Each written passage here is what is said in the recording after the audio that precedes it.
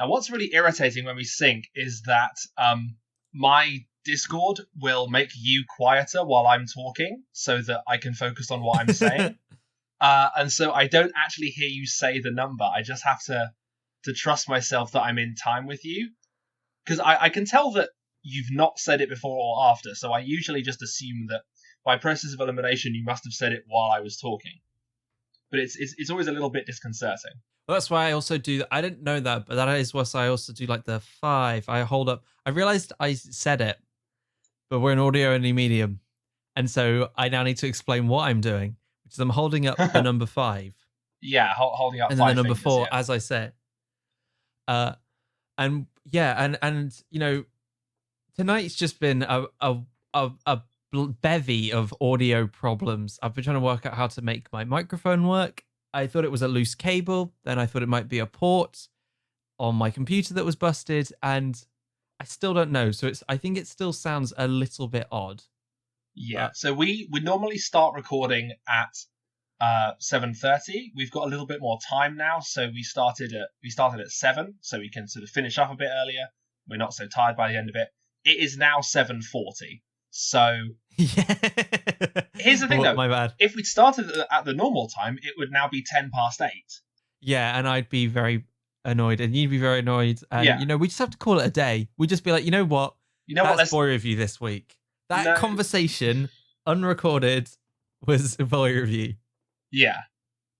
Just like put out a tweet, put out a YouTube video saying, this week the boy review is you. Like, you know that like Time Person of the Year, when Person of the Year was like you and the cover was like a mirror. It's like this week. Yeah, we talked about that on an episode. Yeah, it's a good bit. We go back to it a lot. But yeah, like this episode of boy review is you are the episode of boy review. Yes. Now it's my turn to have audio difficulties. I just started messing with my recording volume and definitely peaked. So I'm sorry. You know what? I don't care. We'll put this as the opening. Just be like, audio problems are a thing this week for one or both of us. This is the cursed hopefully episode. Everything will be fixed.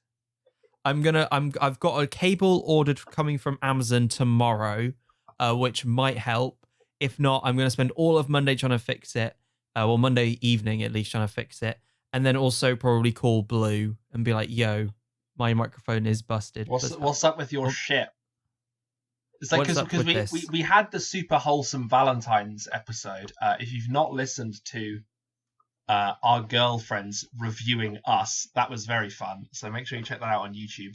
Boy Review on YouTube. So we had our super wholesome Valentine's episode last week. This is somehow our super cursed Halloween episode has come 11 months 8 months early, and everything's going to go wrong this week. So we're ready for that. Last week was 23, which because you went first, right? So this is 24. This would be episode 24, Wilkie. We're really getting up there, aren't we? We've now done. We're 2 episodes away from having done half a year of boy review, and I think we've taken 2, maybe 3 weeks off for various things.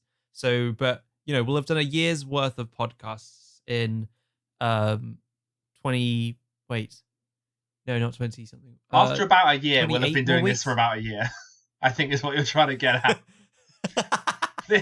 This week, Hamish comprehends the passing of time. What a guy. Yeah, I never understood it before. I'm told that there's something called getting older. Getting older. Ulder. And apparently time is something that moves forward. This weird French concept. I got given this thing called a watch for my birthday a few years ago, and I've just not understood it. I mean, that's a double whammy, really, because you get told that you're getting, Ulder, this whatever this is, and then you get given a watch, and it moves, and apparently those movements aren't random. I just assumed it was just spinning and like a spinning top, like they just given it a really strong flick, like the spinner in a game of Twister. Is it Twister? Yes, and Twister does have a spinner, And yeah, they've hidden it so hard It's that it just just kept keeps going. going. Yeah. It's not stopped yet. It's got to stop one day, right? I mean, it's like that spinner in Inception. Does it stop or does it keep going? Well, my watch proves that it does keep going because my watch they said it's spinning and it won't stop. Or I say they've said it's spinning. I don't actually, because you can get, isn't it called like perpetual motion? You never watches? actually saw them do it. Hambo, famously, you can't get perpetual motion machines. No, what are they called? What are they called with the watches where there's ones that are quartz powered, which I think this one is. So it quartz resonates at a frequency that's similar to seconds passing, so they use it in watches. But you can get ones where it has a mechanical component to it, and so just as you're like naturally moving. Wait, hold on. So some watches have mechanical components. Some of them are just powered by magical quartz crystals. You say some of them are powered by mechanical components as if they don't all have clockwork inside them. Like no, because there's two because by mechanical components I mean like you have to either wind it with a key like old clocks. Yeah. Or they're like kinetic powered by like shaking your arm or something. Yeah, when you move your arm around, it powers it that way. Whereas this one is powered by quartz. It's a power stone. Yeah, like in one of the 6 infinity stones. It's like I was gonna go for it's one of the rune stones from She-Ra, the Princesses of Power. That'd be quite cool. I wonder if there's a rune stone for time. Well, there's an infinity stone for time. That's why I went for that one. I'm Doctor Strange. Well, you're certainly you're certainly pretty weird, Hambo. No, it's like this, and he's just like just cut my head to the side. There's the two like little hands and casts a death beam and kills you. Yeah, that's the secret. The sort of Doctor Strange 2 going to be all the kawaii moves are actually these super powerful things. Doctor Strange 2, he learns how to do TikTok dances. And then they make him do magic spells. Is it going to be like in Harry Potter? They say Avada Kedavra, which is kind of like, oh, muggles think they know about magic and they say abracadabra, and that's like the killing spell or whatever. Yeah. And so that's kind of something that. And then they're going to realize in Doctor Strange 2 that all these K-pop and J-pop dances are like humans trying to do magic, which they don't realize is like super demonic. Like Dormammu's gonna show up and be like, that whole thing with the time stone, that's not how I'm gonna take over the world. It's with J-pop. Yeah, Dormammu turns up and like does the WAP dance and kills everyone. Like the bit where you like thrust into the floor like causes like earthquakes and tidal waves and like kills everyone. Was WAP Cardi B? No, WAP was Cardi B. WAP? No, I think so. Who was WAP? Let me ruin my Google searches. Yeah, Cardi B feat Megan Thee Stallion. Megan Thee Stallion. Yes, I knew there were multiple people. So yeah, Cardi B is secretly an agent of Dormammu. Yeah. We're gonna find out in the next Doctor Strange movie. And of course, WAP actually WAP stands for We Are Podcasters. Yep, that's Cardi B and Megan A Stallion. Megan the Stallion. Megan the Stallion. Okay. But like is Megan the with 2 E's. Megan the Stallion. Oh, Megan the Stallion. She got tired of people calling her Megan the Stallion, so she had to put an extra E in there to make it Megan the Stallion. So they've started a podcast. They call it WAP, and it comes out 7 days a week. We Are Podcasters. Speaking of wizards, Hamish. Speaking of wizards, I saw a good meme the other day. Because I play a wizard in our D&D game, and yeah. I saw this meme that was like the trad versus virgin meme. Yes. And so it's like virgin Harry Potter wizards like, oh no, don't do the killing spell, no, Expelliarmus, no, drop your wand, I win. And then a Chad D&D wizard just like make a dexterity save or get burnt to death. Casual. I'm surprised there aren't more because spells in D&D are either help your allies or kill your foes. There aren't many. Aren't spells meant to be like because they're ranged attacks? That means they just kill. You don't have the option to be non-violent, non-killy. Yeah. Only melee attacks can like knock someone unconscious. as I'm per surprised there rules isn't. as written. I'm also surprised that there aren't like disarming spells in D&D. It feels like that would be such a useful spell. Like, you knock someone's spell book out the way. There are. Are there? Yeah. They're kind of high level just because like in terms of Harry Potter, like disarming someone is like interesting, but in terms of D&D, if like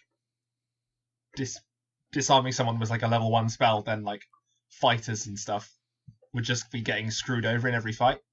But no, there's spells like command. You can command someone to drop their weapon. Heat metal can force someone to drop their weapon. I think the closest you'd get to straight up Expelliarmus is telekinesis, where you'd make a contest against someone's strength to like pull an item out of their hand. But yeah, it's been very cool. Yeah, it's not quite the same, but yeah. We talk a lot about the spell, not a lot, but I'm looking forward to learning the spell Disintegrate on my wizard, which although it's a very like damagey combat spell, does not fall into the school of evocation, which is normally like the like create fireballs and like ice storms and stuff. It actually falls into the school of transmutation because it turns you from alive to dead. It turns you from person to dust. It transforms you into dust. So I'm really looking forward to using that on someone. I don't think I'll have it in time to use it on Leon. Yeah, you'll use it on one of my other characters. You just turn my bard into dust. That'd be quite fun. Bard. Well, Wilkie, I'm so tired today. Before we started recording, I had so much food and a lot of cheese, and it just filled me up. What proportion of the food you ate was cheese? Like, are we talking 2/3? Oh no, 3/4. Okay, no, hold on. Don't tell me. I want to try and guess. My first thought was fondue. No. Well, fondue's like dipping cheese, right? Yeah, but like. So okay, so I suppose there's more bread than cheese in fondue. I suppose, yeah.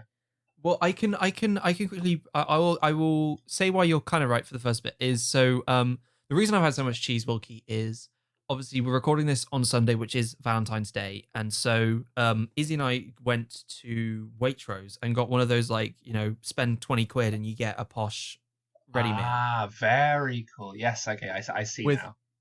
Oh, we didn't have any of the wine. But so and the Waitrose one a bit more pricey, but it comes with like so many extra bits. So you got like a starter, 2 sides, a main, loads of stuff.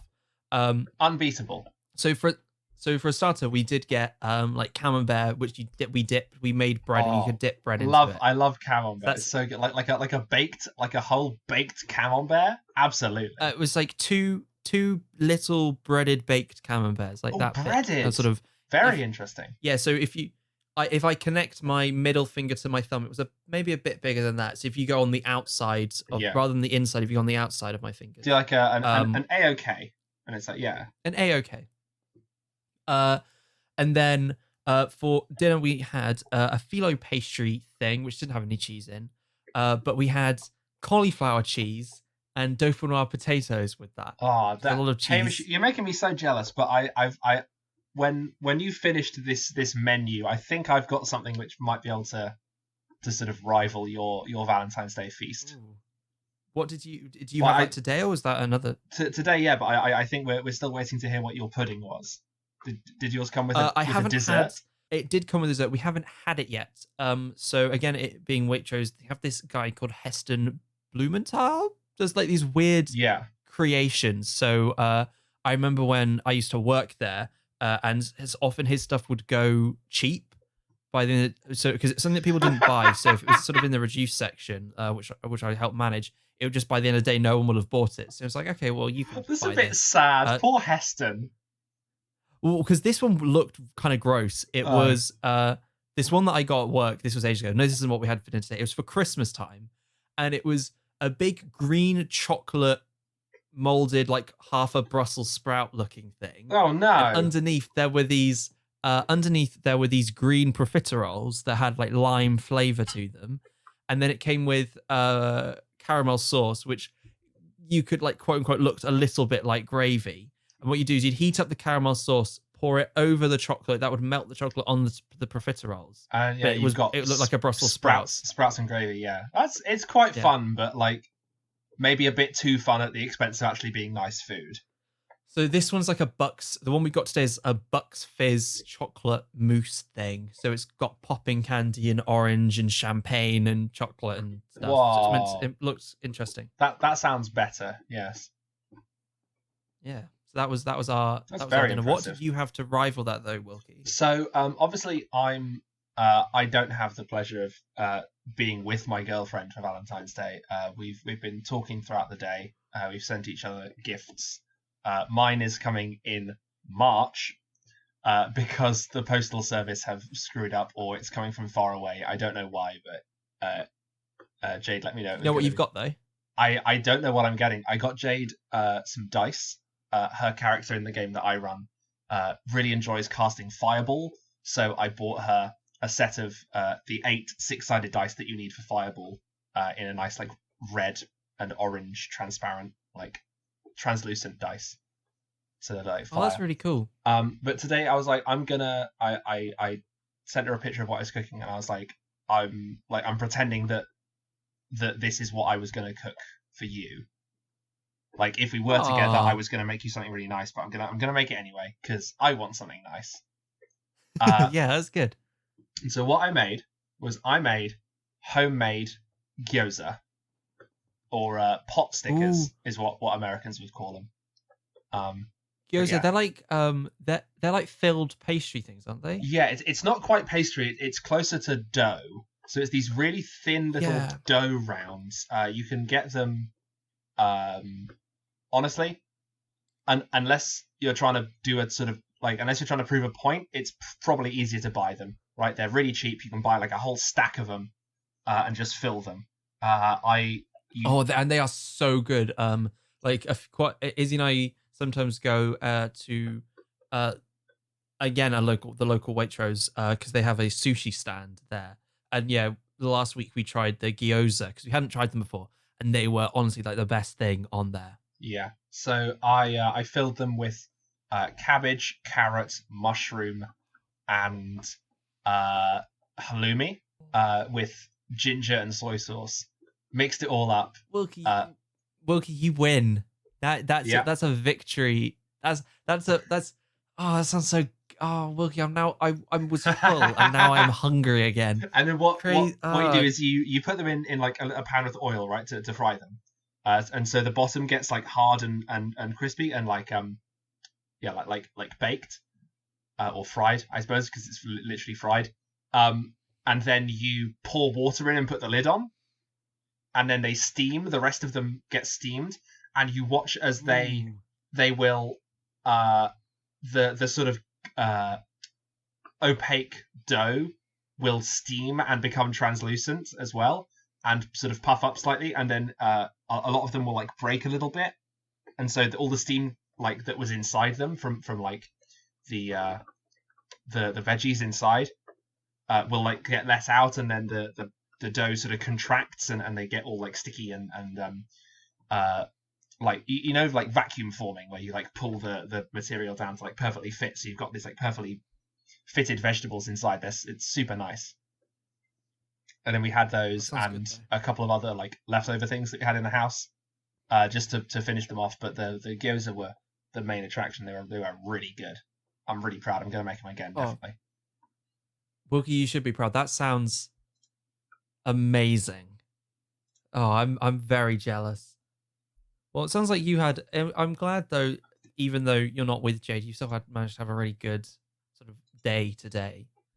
Yeah. I'm sat here in the present Izzy got me, which is a jumper. Ooh. Because she noticed that whenever I'm talking to people at work, I'm always wearing the same one brown smart jumper that I've got with me here. Because I've only got a slight selection of clothes, and I've got to look kind of smart for work. So a t-shirt might just about cut it, but also it's cold. But this one's a bit warmer, but still looks, like I could be sensible in this. And then the other thing that I got is, oh no, I didn't get anything else. I got Izzy this. It's kind of like a planned hike. So someone's gone on a walk. This one's like a 5-hour long walk up in the North Downs, and they've planned out the route for you. So it's like something we could probably do in the summer, and we can we can go on this like little expedition together. And depending, because it's like it can be an experience, but if there are still heavy restrictions, it's not something like a wine tasting or whatever, where it's like, well, it's probably going to get cancelled or moved and postponed. It's like we can do this walk whenever, because like everything will be available in today, and everything will be available in like 6 months' time. So it's not too big a problem. That's and we really also nice. got ourselves a board game because we've been playing quite a few. What board game? So we're going to play that later. Betrayal at the House on the Hill. I've heard of it. I've seen Polygon play it, I think. Yeah, it's actually made by Wizards of the Coast, people that make D&D. Wow. And the premise is you 3 to 6 people, so ironically we can't play as a pair. You are basically exploring a mansion, deserted house, and at one random point as you're exploring, one of you will become cursed and become the villain, and then the other becomes the betrayer. And depending on like what the scenario is, the players and the villain will have to like battle it out and sort of decide who wins and who loses. So it seems really cool. It seems quite fun and interesting, and we'll have to see how that plays later on. But yeah, we'll get into that in a minute. And you know what we're going to get into now, Wilkie? The episode.